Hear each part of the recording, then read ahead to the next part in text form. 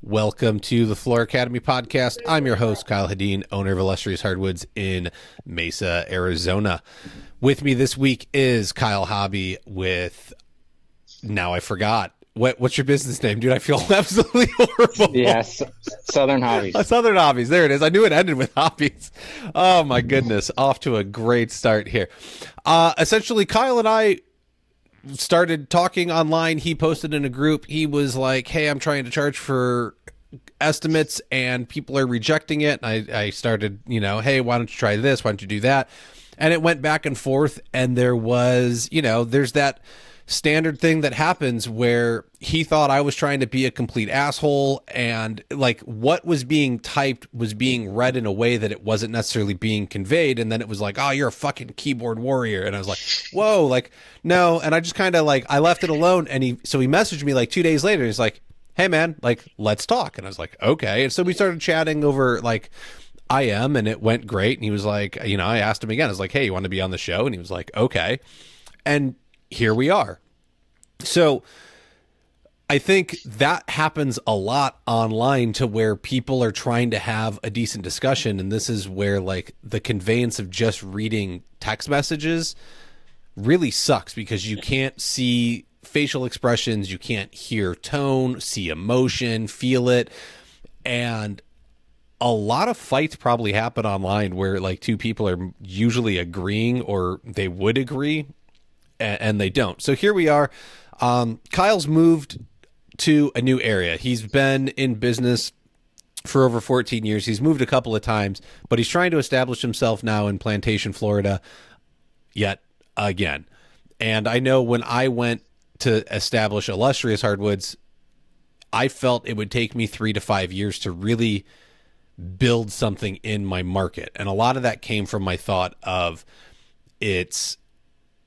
if I only do one project a week, that's only touching 50 people, 100 if I'm lucky, if they're a couple. And so that's only, 150 to 300 people over a 3-year span. And then maybe they have a reach of 10 people. So you're somewhere in like 1,500 to 3,000 people that you've reached. I live in a city of 4.5 million people. 1,500 to 3,000 people doesn't necessarily go far. It's a lot of people, but it doesn't go super far. So, but after like 3.5 years, I did start seeing momentum. I was getting more calls for referrals, and I was seeing myself recommended more on the Facebook groups I was in. And I think if I had to go and start over, I could probably do it faster. And Kyle's done this a couple of times, so I think he kind of has it down. But we're just going to talk about what he's trying to do, where he's trying to go, who his target demographic is, who his ideal client is, and really see if there's anything we can spitball and come up with for him to establish himself in a new market a lot quicker. And so before we have Kyle introduce himself and we get into the battle of the Kyles here, I want you to know Floor Academy is here for you every week, releasing new content so that you can better your business, whether it's going to be on the back end side of doing your numbers, how you manage your workflow, how you get into actually bidding projects, or just working on you and understanding that if you're not the best you, your business isn't going to be the best that it can be. And that's why I've had counselors on, chiropractors on, and we've talked about like other things that are involved in being a business owner to make sure that you can become the best business owner possible. And so by listening and finding that one nugget you can take away every episode, you will start to grow your business in a positive direction, and you should have more free time and be more profitable. So make sure you go over to flooracademypod.com, check out what we got going on over there between our mastermind groups that we offer. Go to the files section and you can get some awesome files that'll help you figure out what you should be charging, making sure that you're doing job costing and seeing that you are actually profitable. You can get the tool organizing spreadsheet and keep track of all of your equipment, so that if something ever happens, and I wish it upon no one, but our tools get stolen, man, you send over a spreadsheet full of tools and serial numbers and pictures and costs to your insurance agent, he's going to hate you, but man, it's going to feel real good to get that check real quick and not have any fights about it. So all that said, again, flooracademypod.com. Go see what we got going on over there. That is enough out of me. Kyle, who are you? What do you do? Why do you do it? Yeah. Am I fully on their screen? Because it's only showing half of me Oh on the man, video. you done broke it. Now I'm breaking it. We're having technical difficulties on the video There we side. go. All right, All right, there we go. we're cooking with Now gas we're over back. here. We're back. All Good thing right. this is audio Sounds only good. most of the time. Good deal. All right. So yeah, I mean, you kind of went over the basics. I mean, honestly, I started this out because I was at a young age, and I kind of had that go-getter attitude. And, I've been surrounded by a lot of other business people in my life, and it's just kind of one of those things to where I had to ask myself a question. Do I want to build someone else's dream, or do I want to build my own? And from there, that's whenever I kind of realized, like, hey, this is where I need to build my own dream, but where do I start and where do I want to go with it? Mm-hmm. So it kind of started out with putting my thoughts on the paper, and that's kind of where the business model and everything came about. And I started this up in Augusta, Georgia. I was up there for about 7 years. And then my family is originally from South Florida, and it just got to a point where I was ready to, be closer to family. So I moved eventually to Central Florida, to Gainesville, Florida, and I was there for about 7 years. And the 7 years that I was in Georgia kind of really gave me the time to put the pin, where I wanted it to and needed it to be able to actually do what it was that I wanted to. So, over the years, I was able to kind of refine my business model and everything and narrow everything down to where I wasn't so broad, but to where I was hitting, all the pinpoints that I wanted to. And Gainesville was kind of really where I, took off and everything like that. And then another thing, it got to a point to where I was like, all right, I'd met someone at that point in time, and I was eventually going to move back to my hometown that I grew up in. And I moved there, and it was great. Obviously, word of mouth, I didn't have to worry about it because everybody knew who I was, and they had already seen my work from the previous years, and they knew kind of what I was about. So, I mean, it was immediately, I had a waiting list before I even moved down there. So the day that I set up shop down there, I was already busy, for a good year or two. And then, job after job, it kind of built up. And then, I had a really great opportunity to go up to West Palm. And I kind of told myself that I can say no, but if I say no, I might regret it, So I ended up saying yes to it and moved up to West Palm. And, that was another great opportunity, kind of broaden my spectrum of my networking and people that I've met in the industry that are really knowledgeable and have been doing this far longer than I have on a much greater, grander scale. So it was really a nice eye opener, to say, hey, I've been around for 12 or 13 years, but to do it at this level, it was a whole nother game. I mean, you're talking, you're going from $100,000 homes to multi-million-dollar homes, so it was just really, it was a really neat thing to see. And then obviously I had a child and I had to give up the West Palm area and come down to Broward. And, this is pretty much where I'm at now is, I have the science of it all down, but whenever you don't know anybody and you know what areas you need to hit, but it gets to a point to where it's just like, man, once you get a little bit older, certain things get a little bit more exhausting than they were in your 20s. Where in your 20s you had the go get it, hard charging attitude, and you didn't mind if you worked until 9 o'clock at night, to where now it's, with a child, my time with that is a whole lot more important than anything else, but you still have to make the money to pay the bills. Yes. So it's definitely, it's a double-edged sword at this, at this level in my game. So for sure. So let's start off kind of like you've moved around, you've experienced different markets a few times, but where is your, like, what is your ideal client look like right now, right? Like, you were working on multi-million-dollar homes, but is that a market that your new area even supports, or do you have to redefine what this, like, target kind of client looks like and what value their home is in? Exactly. I definitely do have to redefine it, because obviously West Palm is, I mean, that's the grand finale of Florida. That's where all the money is at, is in Palm Beach County, over in that Hmm. area. So you're not going to get anything like it anywhere else in Florida. I mean, you'll still get the occasional little hot spots here and there, that you can find. So I definitely do I have to go back to kind of my Central Florida state of mind, to where, the average home was, anywhere from 2 to 3,000 square feet, and you had people with a lot of leftover money because they were moving into the state from, out of state areas, that the housing market was obviously booming a lot more than it was in Hmm. Florida at the time, whereas now Florida is kind of one of the biggest areas, in the country. But at that point in time, there was customers that had a lot of money to spend, and the housing market was very, very affordable for, like I said, a 3,000 square foot home was, maybe 2 or 300,000, to where now it's almost $1 million. Hmm. So back then the price point was a lot easier. Now, um, you have the areas, and one thing that I did whenever I came to the area was I did a lot of scouting. I drove around, and just like anywhere, you want to figure out what the roads are so you don't get lost. And that kind of what I did was I drove around and I looked at the certain neighborhoods. Are they in HOAs? Are they gated? Can I go door knocking? Hmm. Can I hit the basics of networking and the basics of business? Can I go knock on doors? Can I talk to people? Where are all the tile shops at? Where are all the suppliers at? All those type things. And I Yep. pretty much had to create a map of the area from scratch, Okay. and that's kind of what I've spent the last couple months doing, because the best way to sell a client is to know what you're talking about, and know about the area, whether you're new or you've been there for 20 years. Hmm.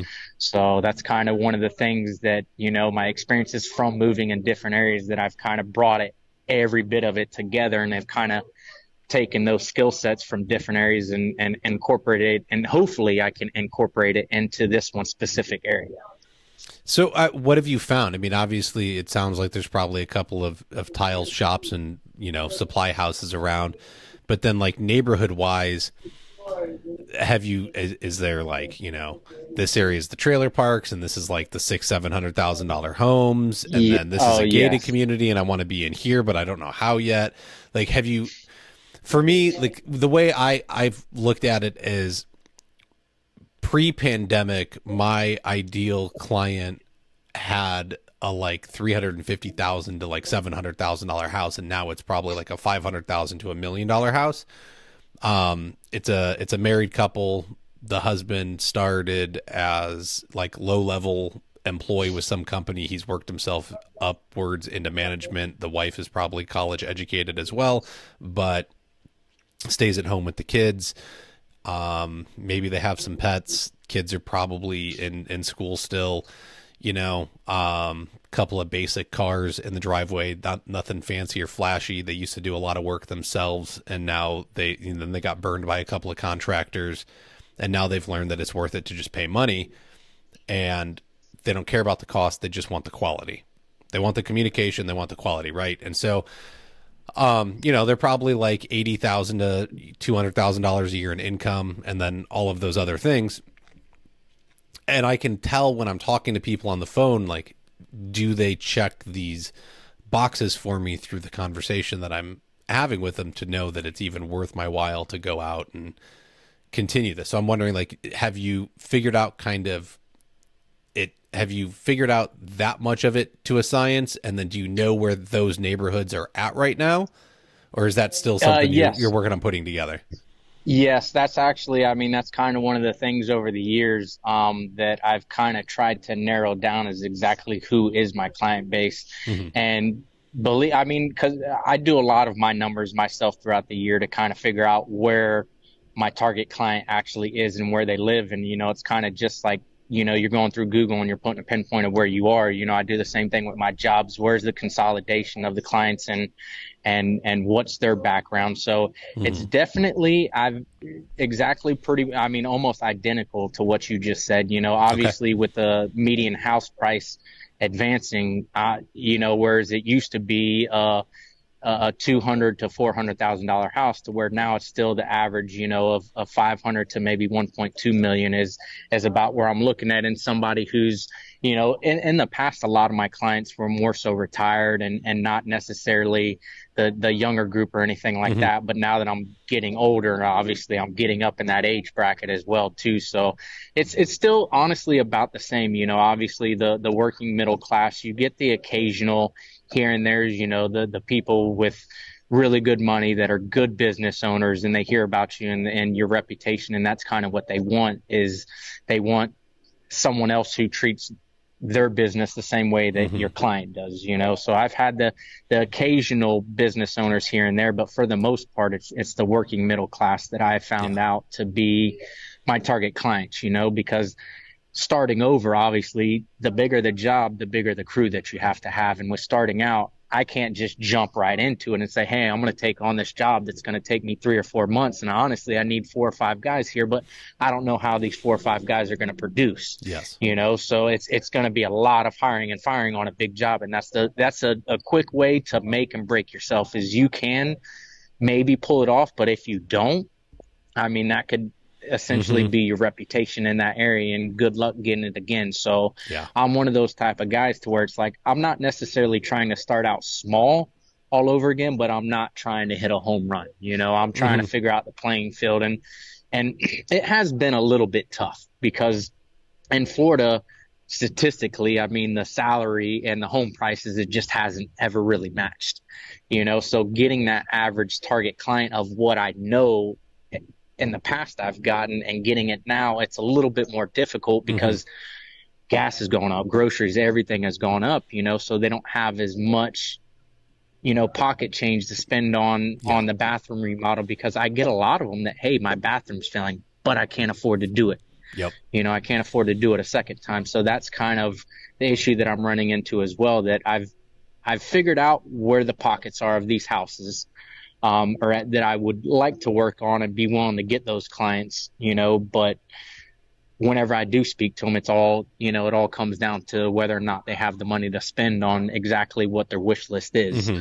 So it comes down to the one thing that I love the most to say, is you get a lot of the people that, they're on what is it, a champagne diet with a Bud Light budget, Yes. So I mean, obviously they want the champagne, but they want to pay the Bud Light cost for it. Mm-hmm. So I mean, and I've ran into that quite a bit here, but I know the little hot areas that once I get that client, that's the client that I have to wow, because that's the area that I want them to spread, obviously my name around. So, Mm-hmm. Okay. Have you but it done? definitely, Go ahead. no, I was pretty much just saying that it's kind of the same, very similar to what you were, discussing of Okay. kind of the average. Yeah. I just average upper middle class hardworking people that Hmm. want to live a decent life. So, okay, so we've got it dialed into that. We know where they are. I mean, you've been there for a minute. You're not looking to take on the 3,000 square foot floor plus the like 3 bathrooms and a couple backsplashes and do it all at once. I mean, you take it, but I always go in as a owner operator and not having anybody at this point. And I'm like, look, I ain't fast. I'm not trying to be fast. I want to do it right, and it's me. Yep. So you can hire somebody else, and they're going to be able to get it done in a week. I'm going to be here for a month. Are you okay with that? Right? And Yeah. having that conversation. And so I'm with you, right? But I know you're also not sitting there saying, like, I don't want to find the powder room floor and the backsplash and just keep knocking these little things out. Like, I'd like a decent project. Like, you know how to do it. You're competent, you're capable. And so you're kind of looking for a balance of finding projects that are entertaining to you while still being able to meet the client's budget and give them what they want. So have Hmm. you ever looked at, I mean, you're talking about people are having really expensive taste right now, but they got that beer budget. And so they can't really afford the expensive champagne. Have you looked at doing any kind of like Olympic pricing model before and having, I can do it with X materials at this cost, these materials at this cost, and these super high end materials at this cost, and then instead of it being a 1 year warranty, you get a 10 year instead of a 10 year. I'll give you a 25 or a lifetime. Or doing it, hey, I can put a niche in for X amount, as like the super high end offer, right? And I'll miter the corners, or I can put the middle offer would be I can put the niche in, but I'm going to use some kind of trim on it. And then the low level option is, hey, I can smush these two tiles together and put some quarters or nickels in the back and slap it into the corner of the wall here, and now you have a shelf, right? Like we don't even have to buy we don't even have to buy the fancy shelf. Like I will use your tile and I will smush them. Like I've seen it done, and so it's totally doable. That way you're able to, you can start having a wider variety of offerings, but it's really not offerings, it's just price point. To be honest with you, I haven't come across that opportunity yet to really become more of a salesman, to where exactly what you said, because that's essentially, in my book, that's and you have to be that person at certain points in time to be able to get a job, because like you said, you're giving people options, and that's what people want. Hey, this is what I have to spend. This is what I want. This is what I have to spend. And then you go, well, what you want to spend and what you want, I mean, they're so far off on the money spectrum that it's not possible. I mean, yeah, sure, I could do it, but I'm losing and you're winning, and then in business, that's just not a smart tactic to use, because you're pretty much bidding yourself to the bottom of the barrel, and eventually you're going to be having to go out to fill out job applications rather than running your business. For the most part, I've been lucky to where my clients have allowed me to kind of decide for them, where they'll say, what do you think works? What's best for you? And I've been lucky enough to where the clients that I've had in the past, where I haven't gotten it here yet. I'm hoping that I do, but in the past, to where they've had enough money on the side to where they can say, hey, if you think this will work and you think this will make this space better, I trust your judgment, and I've been lucky enough to have clients like that. But I definitely do think exactly like you said, to where I will walk into somewhere and if they tell me, and a lot of times I give them a range price, and a lot of times they'll say, that's just out of my range. I can't do it. So I will come back to them with kind of what you said. Well, let's kind of like what me and you did initially. We kind of had it out and said, hey, let's have a legitimate discussion and see if we can gain something from this. So, I mean, a client lost is a client lost. I mean, plain and simple. But if I can pull them back in by giving them those options of saying, well, you know what, I usually go to this tile provider over here, and yes, they're a little bit more expensive, but there's an online retailer that I know of that sells this tile half off because they have a clearance, or there's this one over here that's going out of business and they have something that it's not exactly what you want, but I think we can accomplish the same end result of what you want, at a different price point. So if money is more important than the end result, then let's talk money. But if the end result is more important than the money, well, then let's talk the end result. So that's usually what I bring to the table is, well, let's discuss which one matters to you more. If the money matters to you more, then of course, I mean, there's such a variation in materials, nowadays than there was 15, 20 or 30 years ago. I mean, the tile industry the industry period has come so far, and what people are able to produce that, I get to play with it a little bit more than what I used to, where a lot of us guys, it was the 12 by 12s and the 24s by 20, it was a square tile. That's what you had to deal with, to whereas now it's all over the place with water jetting and lasers and everything. The industry has come so far that it really lets us express it a whole lot more. So that's kind of the nice part that I like about it, is I'm able to give them that, spectrum of, there's online providers, I can get a tile from out in California probably cheaper than I can down the road here from a local supplier. Sometimes. So where we're at with technology, you definitely can you can really take your business to another level if you're willing to. So I do try and do that whenever the opportunity presents itself. So, well, then what's is the struggle now that you're just not even getting calls, or the people that are calling are just not even interested in the ballparks you're giving? Like, what's we're agreeing on a lot of things. Like, and I think that's where like the conversation online was funny, because I think we were agreeing, but it wasn't coming across that we were agreeing. Oh, of And course. right. And so Of course. we're here and we're like, yeah, I agree with that. Yeah, that's a great idea. Like I try and do that. Da, da. So what's the actual current struggle, right? Is it that the phone's not ringing because you're just in a new area and nobody knows you? Or is it that the people that are calling just don't fit the bill for what you're offering? Like, what is it that we actually need to solve right now? Yeah. So just to kind of, the dispute that me and you had was, it was, hey, because I was calling it an estimate, and I say, listen, Yeah. I charge for my time, and don't get me wrong, there's the here and there's where I'll cut them a break because, they've been really, I know them really well, and I know I'm going to get the job or something like that, that I do cut them the break. But obviously there's jobs that are just, it's way out of the way, so I have to charge for it, whether I know you, whether I've known you my whole life, I have to. And the debate was calling it an estimate or calling it a consultation. Correct. And my whole thing was like, hey, well, what if I don't call it anything?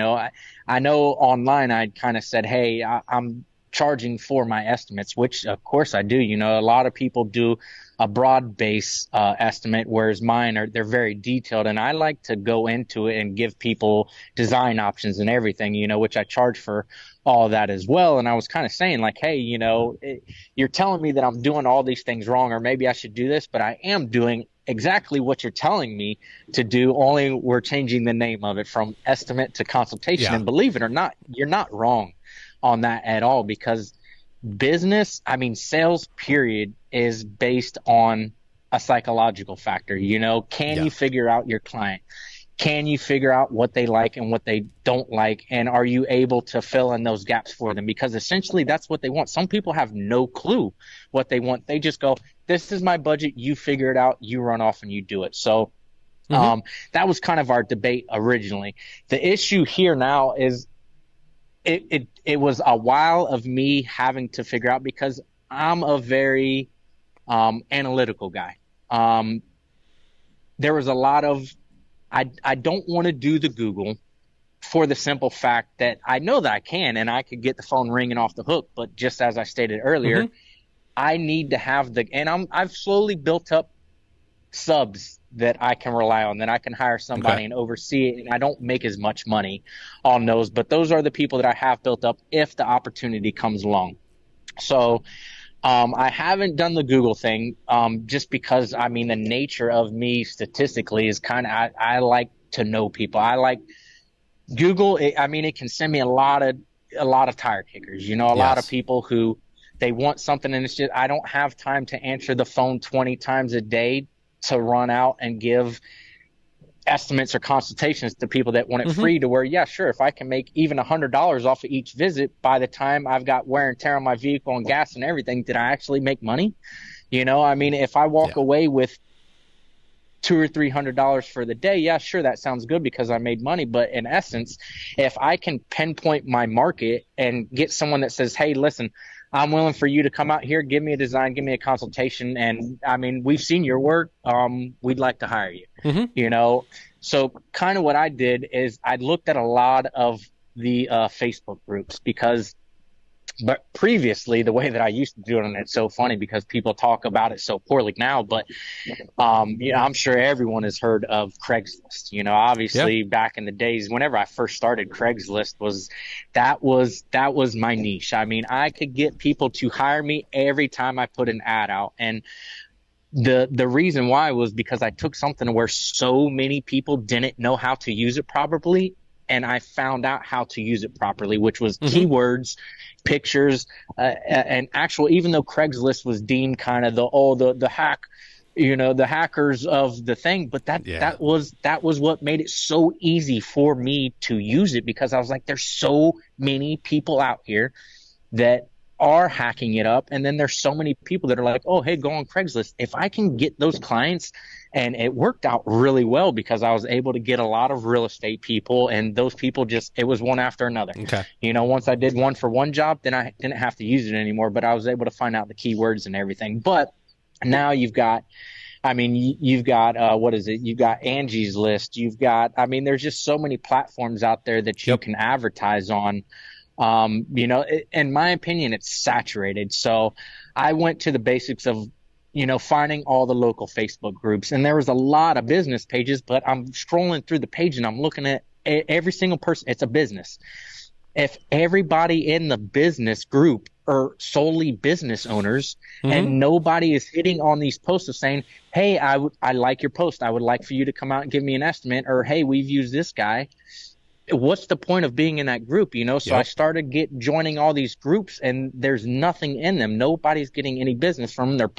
It's business after business after business posting, but they're Yeah. not generating anything from it. And then finally I found one, because you got to stick to the rules and everything, and I don't want to push Mm-hmm. the guidelines and then get banned from one, and then I don't have access to it anymore, to where I can find some wiggle room around the rules, whereas I don't post generically. I get someone else and I say, hey, can you go into this group and maybe refer me or something like that, and if I get a job, then hey, here's a little bit of money for this referral. Yeah. Obviously you can bend the rules here and there, but I found a group that allows you to post business stuff, and it's a lot of personable people in there, to where, hey, where can I take my kid, where can I take my dog, Yep. to a good vet. And that was the group that I found out that really hit it off for me. I mean, there were other businesses in there posting, and I made one post and it was like, it was immediate, and then from there, once a week I go in there and I figured out the algorithms, to the best day and the best time to kind of post that. And you got to think about it too. When are people on their phones? Mm-hmm. So I started dialing those down, and I've gotten very consistent with that, to where I can post on a certain day at a certain time to get the most amount Yeah. of um, insights, from people that are on their phone at that time. So like I said, this one group I posted in, and since then, I mean, I found this group maybe 3 weeks ago, and since then, I actually, as soon as I get off of this with you, I have one job that I'm going to that's in Plantation, and then I have another lady that has wanted me to do a repair on her shower, and then obviously if this goes well, Mm-hmm. then I pick up a second one. But just in the past 3 weeks, like I said, I found this one, and it turned out to be really well, because I've had a lot of people. I Yeah. mean, I've probably given, I want to say maybe 4 or 5 text message ballpark Mm-hmm. prices, and then I've had 3 so far. I've had 3 so far. That the one I went to and I showed up to last week, and it died off. They didn't want to pay for some of the things, and that was kind of initially where I made that post, and I said, hey, who else is charging for this stuff? Yeah. Because I'm charging for it, and I'm losing customers because I'm charging for my time. I've Yeah. got fuel, I've got all these other things, and then to write up an estimate for an hour or two, I mean, that's that's taking away my personal time. So, Yes.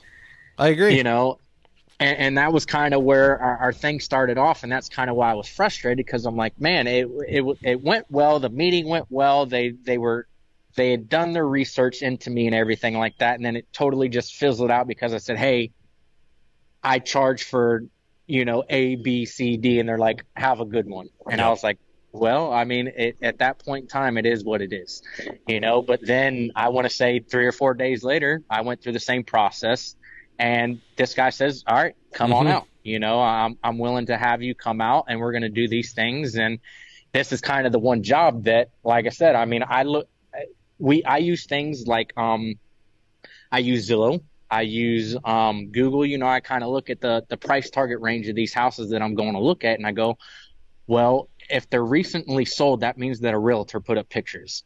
So have they recently been remodeled? If Mm-hmm. they've been remodeled, then that means that homeowner obviously paid a little bit higher price because of these things. And it means that if they're calling me out there now and they recently bought this house in the past 2 years, they're probably going to have a little bit of money to spend. So those are some of the things that I look at, as well as I go to these platforms and I say, all right, what's the price range of this house? What's the square footage of it? Let me look at the realtor pictures. If their floors aren't redone, if their kitchen isn't redone, if their bathrooms aren't redone, I'm going to try and sell every single part of that house to them that I possibly can, Yeah. you know? So, and honestly, like I said, it got to a point to where I think our conversation it was just more so frustrating at the fact that it's like, I'm 37 years old. I'm almost 20 years away from 20 to where I originally started this thing, Mm-hmm. and 20 years from now, I don't think I'm going to be doing this anymore. I I mean, don't blame you, man. we know the toll that it takes on our bodies, Mm-hmm. so it just got to the point to where it's like, man, I either have to hit it really, really hard the next 10 years, get into a supervisor position and find installers, or do away with what I enjoy doing and find a completely different business route. And I've been battling myself, these past couple of weeks, because I really enjoy doing what I do, Mm-hmm. and that's kind of what it's gotten to, Okay. So, um, Well, let me interrupt us real quick, and then I have a couple of questions about some stuff you said, and we'll kind of work through some of it. Quick word from John's Manville: zero entry, curbless, ADA compliant. All these words describe a shower pan style that is both luxurious and accessible for every person. GoBoard Point Drain was designed with this in mind. The low-profile features and adjustable riser perfectly enable a zero-entry installation. Whether you install mud pans or use GoBoard wedges, the integrated membrane keeps the water securely flowing in the right direction, down the drain. Visit www.jm.com/GoBoard to discover the possibilities. All right. I love the Facebook group thing. That's my jam too. That's how I built my company originally. And then finding, yes, there's tons of absolutely horrible groups out there that are just business after business posting. You're like, are you all this like silly that you think this is doing something for you? And so finding those yes. actual groups that are like truly a community group, and the members are coming in and they're asking about, where can I get my dog washed, or what's the new local restaurant about? Like, we have people coming in some of the groups here in Phoenix, and like, there's some new building being built out over here in the shopping center. Who knows what it is? And somebody comes along and they start talking about what the new thing going, like, it gets down to like minute details of the community. And there's people that, I found a set of car keys. Here you go. But like, that's the community group on Facebook you want to find, because it's people that are actively involved. And then somebody comes in and they say, hey, I need a shower. Who do you got? And the community starts recommending all these people. And if you can be the guy that constantly gets referred by everybody else instead of having to recommend yourself, it goes a lot further for you. And so I think that's a great way to do it. It's awesome that you found one. Obviously go find a couple of more. And the more you can get in, the more places you have to scroll through and look for people that are asking for showers, backsplashes, kitchens, baths, whatever it is, and get your name out there. And then Nextdoor is another place you can do it. I love the Craigslist thing. That's super old school. That's where I originally started before I found Facebook groups, and quickly realized that there's just a lot of lowballing people on there. Yeah. And that's just kind of Craigslist like thing at this point, but there's still people that use it and have success with it. And it's all about, like, again, knowing who your target demographic is, being able to have a phone conversation with them, and you can whittle them out really quickly. So I think keep looking at that and finding some more groups, and you'll be able to establish yourself fairly quickly and get that reputation. And then look, you're in Florida. If there's anybody that can complain about lowball and hacks and stuff, you are one of those people. All right. I'm over in Phoenix. Oh, Like, man. I feel your pain, because that it's true. It exists. However, Oh, yeah. you haven't brought it up once. You're just like, I do this, and like, you are content to run your business, and apparently it doesn't bother you. And I'm in the same boat. All of the companies that I see complaining about it, they put way too much energy into it. If that's what you're worried about, if you're worried about what everybody else is doing instead of what you're doing it wrong. It doesn't matter what everybody else is doing. And so go run your business the way you need to run your business, and you'll be just fine, because you'll find people that want you. Oh yeah, 100%. And then, with the estimate thing, sure, I told you to call it a consultation, right? And it sounds really dumb, but if everybody else in your area is offering free estimates, and they go out and they measure a couple of things and they provide everybody with a price, the reason I'm big on the word consultation is because, one, it sounds better than an estimate. It sounds fancier, right? So psychologically, like, I'm already like, ooh, what's that? Like, I want one of those. I just think it has a different connotation behind the word, but then you're also presenting it as, hey, here's this thing that nobody else is offering. So everyone else will give you a free estimate. Yeah, I charge for a consultation, but I'm going to come out, I'm going to measure, I'm going to give you a couple of design ideas. We're going to go over the project start to finish. You're going to get all of the numbers given to you. And then if you decide to go with me, hey, I'll credit it towards the project. And if you don't, look, you compensated me for my time to come out and go over all of this with you, converse. Gas is expensive these days. We all got to buy groceries. So I'm trying to, work that in a little bit here. Oh, okay, that's not that bad. Most people go for it. If they don't want to, hey, cool. Look, from what you described, it's anywhere from, $7,000 to $10,000. If that sounds good, then let me know and we can go forward from here. But if not, then I'm just not a great fit for you. And we're done on the phone right now and moving on and we're out of here. And so I think it sounds like you're pretty much in the same place with that and doing a lot of the same things. I'll still argue my point though, that I think if you change the name and you explain it a little bit, I think people buy into it more, right? Because again, like all these lowball and hacks are out there like, oh, I'm going to come do an estimate. If you call it an estimate and they call it an estimate, they don't understand the difference in what you're offering. Even if you offer an estimate and you explain it all, it still doesn't connect because all they heard was estimate, and that's what everybody else does. So why would you pay for it? So they expect it to be free. Yeah, correct. You're not wrong in that aspect of it. You're not wrong in that aspect of it. And so it's really dumb. But again, like I also try not to call them jobs. I try and call them all projects. Why? Just because it's different, right? I don't call them customers. I call them clients, and it goes to.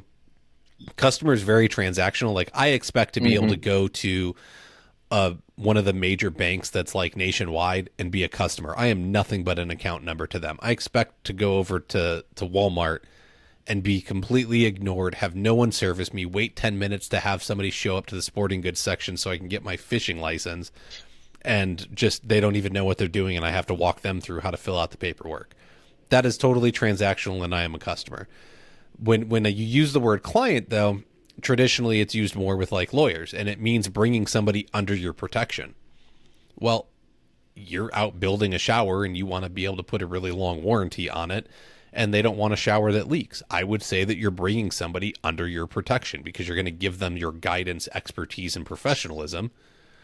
And so, again, like it's like stupid little things, but when you start using all of them together and it's a consultation and you only refer to them as like a potential client or that they are your client and that you have a project and not a job, all these little things start adding up. And I think it affects their view of not only you and your company, but just how it affects their mental state of how they think about your company because nobody else is presenting it that way. And so it all kind of adds up and builds on itself to take your company and set it up on another level compared to where everybody else is at when they're pulling up with their beat up truck and walking in with thin set all over them. And yeah, exactly. Just appearance is going to matter too. Like, are you showing up and you got 3 cigarette packs falling out of your truck when you open your door? Is your dashboard filled with papers all over and you're walking in with a napkin, or are you walking in with like a good looking notebook and a pen and a tape measure that looks kind of new? Like all these little things matter. So essentially, like I think we're on the same page, and that's what you're working towards. You're getting traction. Are you, when you make posts, do you go in like these posts that you're able to make and you can like sneak them in there every once in a while? That's what I did. You said that you found a date and a time. So for me, it was Saturday mornings. I would wake up Saturday morning and I would go post into like 60 different groups or so. And I would do it around like 6 a.m. That way the post was already up in there, knowing that everyone else was going to start waking up lazily on a Saturday and start the death scroll of Facebook. Yes. And that's that way they would all see what I had going on. But my thing is everybody else, and this is the big thing that I see, and there is a video on, I put it up on YouTube, everybody. It's advertising through storytelling. on the Floor Academy Facebook channel. But essentially, I tell a story about my project. So I show a before and an after picture. Like, here's the old shower, here's the new shower, here's your old set of stairs, here's your new set of stairs, whatever that project was.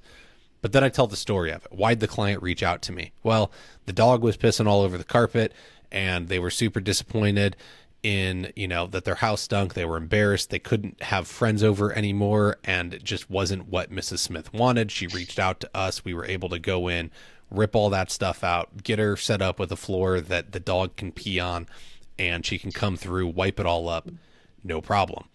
And so whatever the story was, whatever the frustration was the client had, that's the story that I would write up over a couple of paragraphs. But that's what people were connecting to, because everybody, all the other contractors come through and they're like, hey, I do floors. Call me. Great.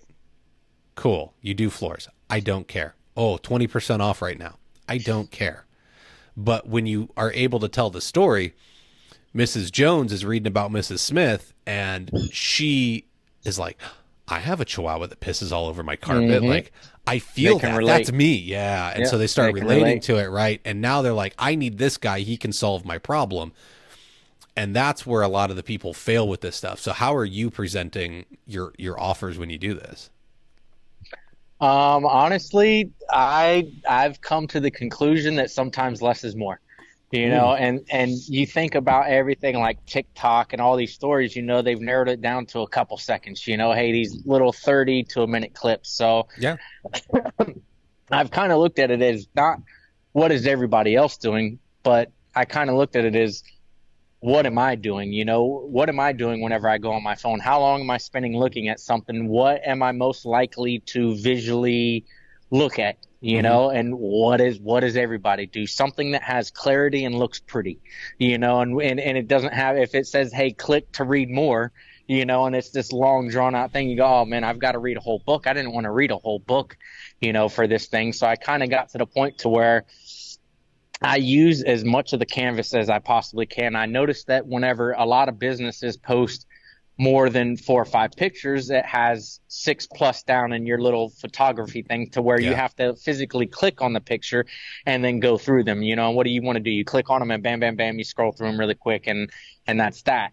To whereas me, I figured, all right, if I post 1 or 2 pictures, maybe a before and an after, to where it takes up a majority of the canvas, so that whenever someone's scrolling it, what happens visually, whenever you're going through your phone, is what catches your eye, something that is a big picture, something that looks really nice, So I kind of started playing with that to see which one gets me the best benefit out of it. So, certain things like, a little hashtag or something like that, so that you have a little bit of different color from the font, and then, maybe like a 2 to 3 sentence type deal of saying, just trying to be creative towards that specific job or something like that, that'll get someone's attention. And then, like I said, posting that, because I got to the point to where I realized at least with social media, a lot of times less is more.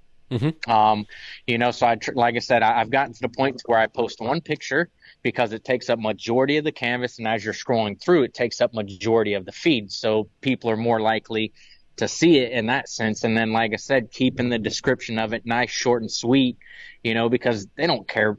And essentially, in my opinion, they're not worried about what I have to say, because I kind of look at it how I feel about it. If I want to go read something, I'm going to go grab a book. If I want to read a book on social media, then, I guess that's a little bit differently, because what do people get on social media for? What do they scroll? They scroll and they scroll and they scroll. And essentially that's all that it is. Instagram is a lot of pictures. A lot of those, what it is it's a nice, fancy, edited, picture to get someone's attention. And that's kind of what I've realized to see. If it doesn't work, then I go and try something else. But so far, that kind of style has been working for me, because like I said, it's something as simple as saying,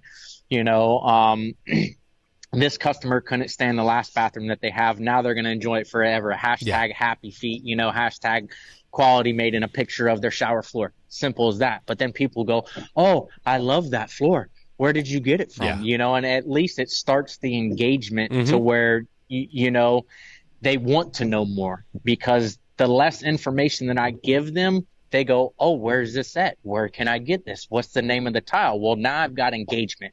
From that engagement, well, hey, uh, um, Deborah, let's have a discussion about these couple things. Are you looking to have your bathroom done?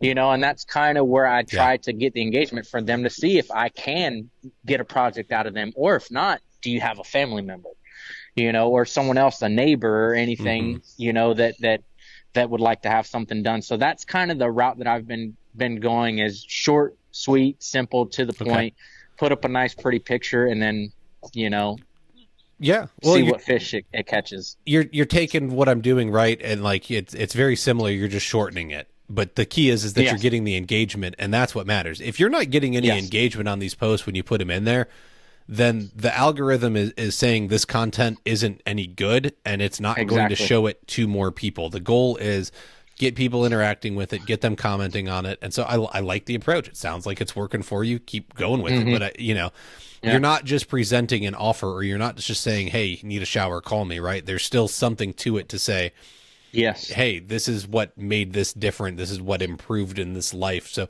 um, I will argue that you're saying like people just want to kind of get on and scroll, but they just want to find the content that matters.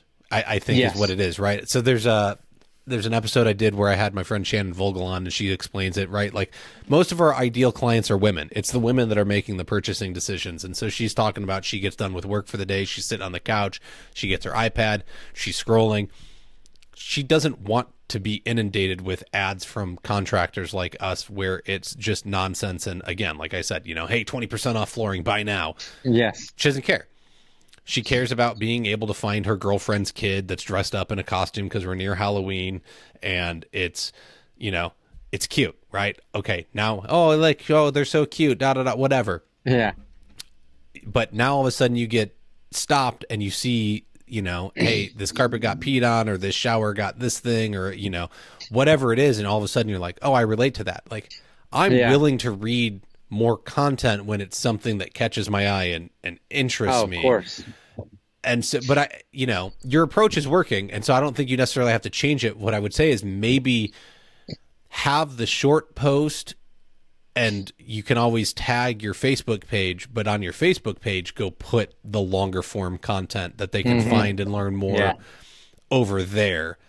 And Hmm. that's the way to kind of do it. I always just posted it to my Facebook page and then shared it into the groups using my personal page. But there's a million ways to skin a cat. There isn't one right way, and each business is going to find their own unique way. I do think the longer form content is still needed, right? Make a video about it. Yeah. Make maybe that's the ticket, is that it's not necessarily just a picture of it. Maybe before you leave the project, you make a video about it real quick, and you do like Hmm.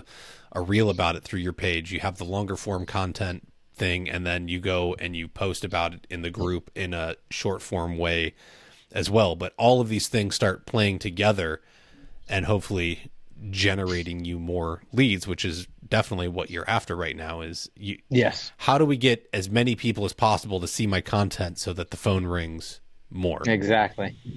Exactly.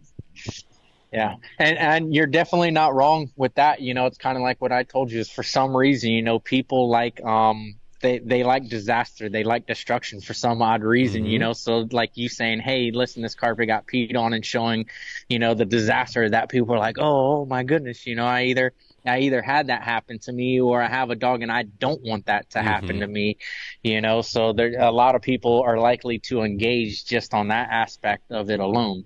It's my So, reality television background. The reason people love reality television shows and it worked so well. It's because I get to laugh at your situation. I'm not yes. you, and I'm not experiencing that. Therefore, I am better than you right now. And it Yep. makes you feel empowered. Like when you get to watch somebody else's train wreck and you can sit there and say, oh, Yes. that's not Yes. me. I'm not having to go through that, right? Again, it's stupid psychology and manipulation of the mind. And you can do the same Hmm. thing to your clients. And it's not being dishonest with them, it's just using how the brain works. If you can find a way to push somebody's button, you're going to be successful. And that's what it's about, is going and finding the button. And the button is not 20% off for most people. Exactly. Yep, I agree. I agree. Well, right on.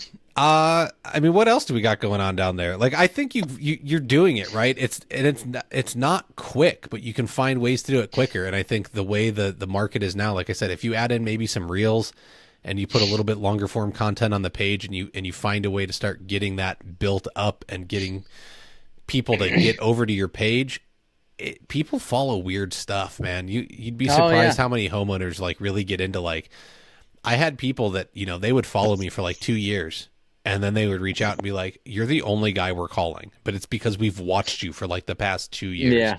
And so I think it's just building that clientele up in the local area and getting them to be like, "Oh, this guy's different. He doesn't do it like everybody else. He takes his time. He cares. He is knowledgeable and educated." So do you have Yeah, any of plans course. on how to kind of build that audience up beyond what you're doing? Oh man. I mean, one thing that I believe in 100% is for a client, it has to be an experience. I mean, one, you're in their home, so that's kind of their safe space. And I think everybody in the construction industry can completely agree that we hit those points with a client to where it can get frustrating, whether it Mm-hmm. be the client's getting frustrating or the job that we're doing is frustrating because, how do you tell someone that, you ran into something that you haven't seen, you go, all right, yeah, I've done something similar to this 4 or 5 times prior, and I've got an Yeah. idea of what it's going to take. But this specific house, you run into something that you're like, oh my Lord, this is nothing like anything I've ran into, and it's going to take 3 times as long, so I have to charge more for it. And how do I go about doing this so I don't lose my rear on this job? And at the same Mm-hmm. time, get the client to understand why it took so much longer. I mean, simple things like it being batted insulation versus foam spray insulation. I mean, those two things can change the whole aspect of a job, especially for someone like a plumber. For a plumber, you can take off batted insulation and run your pipes. Well, if you have spray foam insulation for an electrician and a plumber, you're digging for a while. And then not only that, you have to figure out how to create a trail through all of that spray foam to run all of your stuff. Mm-hmm. And the same thing can go whenever building anything else. I mean, you're not the builder of that specific home, and every builder thinks they can do it better than the last one, so they do something that was completely unnecessary. And you have to ask yourself, how is it that as a civilization we have these countries like Rome that were able to build things, off of the basics that have lasted this long, and now we have contractors that are just, or builders that they're Yeah, overcomplicating a very basic process. So definitely. whenever you run into those things, you have to remember that it's an experience for the homeowner. So if you take that bad scenario and you flip it on the homeowner, I mean, it can go south really quick. So for me, it's waking up every single day and reminding myself that the homeowner wants to feel excited for you to be there. They want to feel Mm-hmm. comfortable with you being there. So that's it's definitely one of the things that I've had to work on the most, because I don't mind working and I don't mind doing a good job, but because I am doing the work, I used to not take as much of the time to talk to the client. Hey, Yeah. listen, I want to come in, I want to do the job, pay me, and let me be on my way. Whereas to now, I realize I have to create the experience for them to go, man, this guy was awesome. He came in here, he was great with our kids, great with our animals. We could trust him. Mm-hmm. He left the place better than what we gave it to him in. So that's really been one of the things that I've been focusing more on, because that was one of my weaknesses for a while, Okay. which was, creating that type of experience. So that's Yeah. that's one of the things that I'm working on more. Okay. No, I think it's a matter of like, I know that I only want to work 8 or 9 hours a day, and I'm super Hmm. picky, and I tell them I'm going to be here at 7. I'm going to leave sometime between 3 and 4. But I also know that by doing that, they're probably only getting 7 7.5 hours out of me at the most, because I'm going to spend an hour a day talking to them, because I like you, Oh I yeah. think it's super important to have that thing. If there's a 3, 4, 5-year-old kid in that house, and I'm laying one of my plastic floors, I'm having that kid come over and I'm giving him the mallet, and I'm going to Oh let yeah, him of whack the course. board in and like let him have a Yeah. good time. And then I'm getting out the blue tape and I'm putting it in, and I'm putting installed by Billy on it. And, dad's coming home at night and he's, look, dad, look, right? Like, Yeah. Yeah. again, you're 100% correct. Having that experience and making it something different. One of my favorite questions to ask at the time of doing the consultation is, have you worked with any other contractors in the past? And what was your least favorite part about the experience? Homeowners will tell you everything that you need to Yeah. hit for them. They will answer that question. They're not going to object to it. They're going to be like, you know Uh-huh. what? I had this guy and he sucked at this, and I had this guy and he sucked at this. Cool. Yeah. Nail all of those things. They How, just how, told how you. many how many of those flags does it become where you go, oh man, I don't want to be that other contractor though, that some Correct. clients you just can't make happy, at the same time too. Yes, and So but you're going to feel that, right? A lot of the oh times, yeah, of course. honestly, what I find most of the time is it's just communication issues. And if you can work through those and you communicate really well, you're not going to have any. But, sometimes it's like, oh, they constantly left and went back and forth. Cool. I'm going to make sure that I have all of my materials ready, my supplies ready to go. I'm not going to make the 5 trips to Home Depot a day. Like, I hope you're not doing that anyways, because you're wasting your time. Yeah. But they will tell you the little things that annoyed them, and then you just go and build that into your system and make it a normal part of your routine, and you'll Yeah. knock it out the park. And so man, you got it. Like, you don't. It's not that I feel that this episode was not like conducive. I think there's a lot of great info contained Mm-hmm. within it, but you clearly are not just your average contractor. You've been around the Mm-hmm. park. You're interested in running it as a business, and not just owning a job and making some money. You're just in a new area, dude. It sucks. Yeah. Yeah. But Oh, it does. It does. And like I said, that's kind of the debate that I get into with guys. And I go, yeah, listen, I understand you've been in the same area that you've been in for 10 or 15 years. That's a great place to be. Because like I said, whenever I left Gainesville, I was there for 7 years. I built up a great and awesome client base, return clients, anytime referrals. It was nonstop. I didn't have to advertise anymore. So it was hard to kind of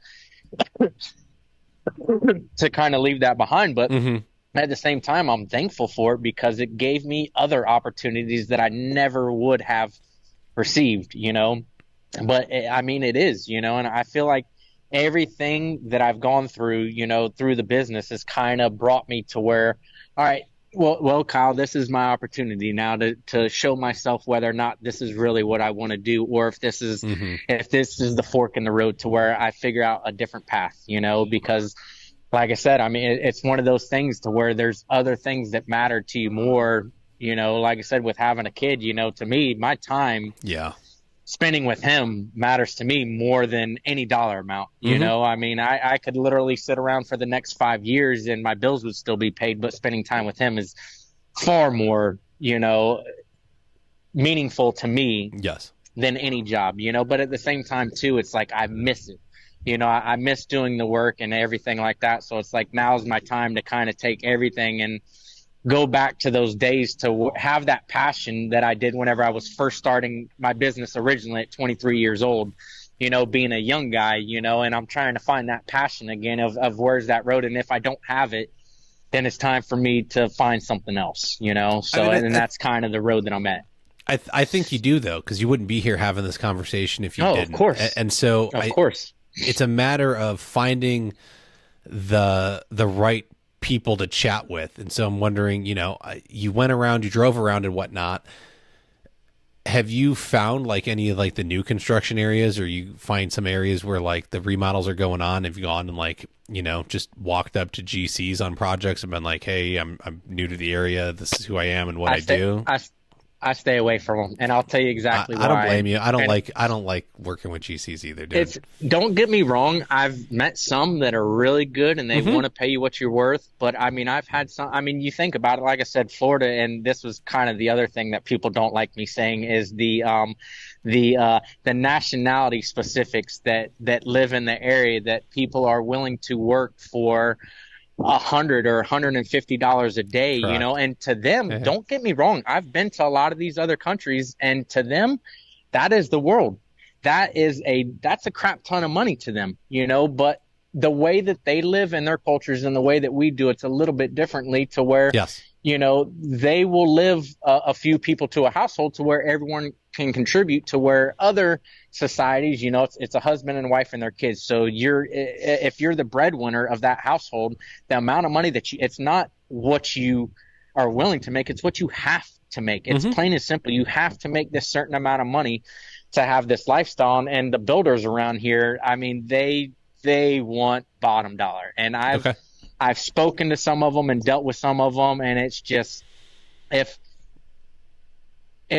you're passionate and if you're too good at what you do, you almost come off as a threat to them, to where if they bring you on, you can essentially sabotage them in a sense, to where, well, if I teach this guy and I bring him my contacts and he gets in with them, what am I to him anymore? He can just cut me out and go directly to them, So if they sense that you're kind of one of those go-getters, they kind of steer away from you a little bit. If they see that you're willing to be a little bit of a prisoner to them, they see all that revenue that can go into their pocket, Fair to enough. where they can use you. So, so I've had some of the builders that are, You're very similar to me. Like I have the same concepts, right? So you prefer residential remodel, like I do. Okay. Yeah. Any designers in the area? You looked up designers yet? Yes, so the first thing that I looked at is I Googled designers, and I looked up all the designers, and what I did is I probably screenshot maybe 20 phone numbers, and what I did one full day is I came up with a little, kind of an introduction, and at the same time too, I didn't, because nowadays we all get spam on our phones. So I wanted to try and make it to where it didn't seem that way. So I went through all of them and I sent them a text message of this. And then after that, I looked up every plumber in the area and I screenshot all of theirs, because, any plumber, they replace a valve, someone obviously needs tile repair or something like that. If they're doing a liner repair, well, they need someone to do the tile. So I did the same thing with them. And it's just one of those things to where whenever you're new to an area, you've got to either be cheaper than the guy that they've already been using. And that's honestly what it comes down to, because there's a lot of guys out here that do it cheap and they've been doing it so long that it looks good. It's not horrible. It's not bad. They've been doing it so long that they've got it down to where it looks good enough. It's where I look at it and I go, that's not bad. What did you pay for it? And then they tell me and I go, holy, how do I compete with that? Yeah. And you can see it, and people always go, oh, well, that isn't your client base. Yeah, but I see it in expensive homes. I see it in mid-grade homes. You don't necessarily see it in low-end homes, because those people don't have the money to spend to get a couple $1,000s worth of new tile. You see it in the middle class and upper class, and sometimes I've seen it to where the higher end homes are 10 times worse. They don't want to pay you anything because they want to keep every dollar that they have, to where the teacher who makes $35,000 a year and her husband who makes $45,000 a year are willing to pay you to do a $15,000 or $20,000 bathroom, So that's Correct. the other point about it too, to where, it's for sure a balancing act. Well, I'm wondering, so like, I'm going to assume that a bunch of them didn't even reach back out to you. So I would challenge you to reach back out to them and be kind of the annoying guy, right? Like, the more I look into it, it's like, most of us want to give up after like one or two follow-ups. Yeah. And it takes up to 8 to be successful. So of course, you gotta keep going. And then the other thing I would challenge you with is, you're like, well, they got the cheaper guy. Well, you and I both know, especially trying to compete in the market we want to compete in, it's not always about price. So I, just like you're going to ask the homeowner about like, hey, what's your bad experience with the contractor? I would do the same thing to the designer and the plumber. Like, what's your beef with the people that you're currently using? Yeah. Okay, hey, I'll alleviate that, right? I might be a little bit more and it's going to be a little bit harder to recommend me at first. Give me a shot. I'll make sure that doesn't happen. And maybe that's you take it that way a little bit, and you start getting some relationships going. Sounds good.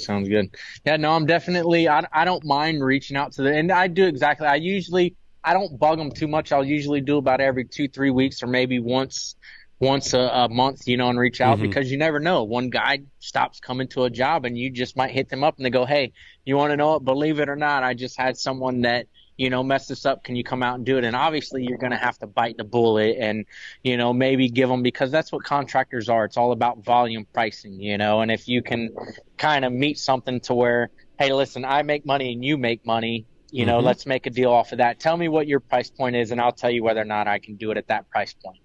So, Yep. There's got to be some haggling. There's got to be some negotiations along the way. You got to make some compromises. Everyone's got to feel like yeah, they're winning, per se, and it's just a of matter course. of figuring it out. Again, it's you're also in a new market, and so now it's like, well, I was making this, but I can make this. Like everyone's got a bottom dollar. You've got a Of situation where course. you know what you need to make, and then it's about figuring out like how do I make that plus enough to feel like it's worth my while. And if it's not worth your while, then it's, I think that's the answer Hmm. is, can you figure out the pricing structure that works for you and makes everybody happy? Or if you can't do that, where do you go find that amount of money that you can make doing something else? And Hmm. then you say, all right, well, I'm just going to And take care that's of the my kid hard doing part. this. Yeah. Yeah. I don't want to work for anybody, man. That's the hard part Oh for me. man. I don't want to go work for Yep. anybody. That's Yep. the scary thing. Is that I've thought about it. And I'm just like, could I? I think I've matured enough that I could do it now, but I I don't don't know. know. We'd find out real quick. It would only take Yeah. like 6 weeks. Asking for time off to take a vacation is the kicker for me. Mm, If something comes up, I want to be able to take a vacation. So that's the kicker for me, is my time is far more valuable than a dollar amount, and having to ask someone yes. permission, after what I work for you for 2 or 3 years and I get 3 or 4 days that I can take a vacation for if I'm lucky. Yes. I mean, no, I would rather work, 3 months, 7 days a week so that I can take an entire month off I if I agree. wanted to. Yes. No, I like So, being able to like at it's my schedule. Like I either put something on it or I don't. So if my wife says like she wants to go away for the summer, then that week just gets left blank in July and that's it. yeah. Like no questions asked. Like just don't book anything there. We're going. And Hmm. if I want a Tuesday off, I take a Tuesday off. Doesn't matter. Yeah. So Yep. I agree. right I on, man. agree. I think you're in a good place. I think that you know what you're doing. I think you're gonna go, keep hustling and you're going to find the connections you need and you're going to end up okay. And then I've gone through phases, man. And I think maybe that's the Oh, thing too, is like you were obviously charging for consultations at one point and now you're trying to, but it's not working. And honestly, like if the schedule's not booked up, I'll usually drop it and I will go look at yeah. a bunch of stuff I don't want to and I hate it and I know I'm wasting gas and time, but it's not like I'm doing anything else. So I might as well Yeah. go like give the best sales pitch I possibly Yeah. can. And then if I can get the schedule out to like 3, 4 weeks again, then I'm like, all right, now you got to pay me because I have Yeah. work and I feel good. And then no one Hmm. wants to pay it, and then you have no work, and so you go look at everything Yeah. again. And it ebbs and flows, right? It comes if you build it up and you get the Google going, and you got 5 crews running, and you got to keep them all busy. That's another thing too, because I know that just being in the group with like flooring retailers, none of them want to charge for going out and doing estimates. But it's because that you've got 10 or 20 crews that you're keeping busy depending on the size of your shop. You Hmm. can't do that. They need Yeah. everything they need Oh, of every course. mediocre project they can Yep. get. Whereas as an Yep. owner operator, dude, I'm picky. I only want the creme de la creme of stuff where people want me for me and I can put a Yep. price tag on that. And so it's two totally different business models.